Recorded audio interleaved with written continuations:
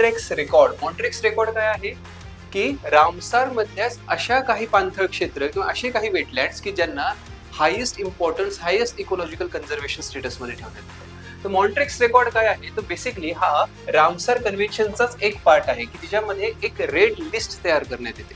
Red लिस्टचा अर्थ काय की असे पर्टिक्युलर साइट्स की ज्याला अँथ्रोपोजेनिक कॉजेस म्हणजे मानवांपासून किंवा नैसर्गिक क्रियांपासून काही नुकसान होऊ शकतं, त्यांची जी युनिकनेस आहे, त्यांचं जे कॅरेक्टर आहे ते कॅरेक्टर तिथे लूज होऊ शकतं. अशा सगळ्या रामसार साइट्सला आपण मॉन्ट्रेक्स रेकॉर्ड मध्ये देतो. ठीक आहे.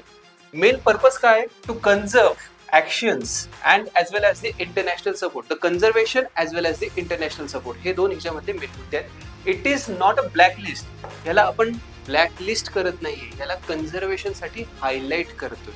इंडियामध्ये 2 असे मॉन्ट्रेक्स रेकॉर्डच्या साइट्स आहेत, केवलादेव घाना नॅशनल पार्क राजस्थान मधलं आणि लोकतक लेक मणिपूर मधलं. आधी चिल्का पण होतं, पण चिल्काला बाजूला काढण्यात आलं. फक्त आता 2 राहिलेले आहेत.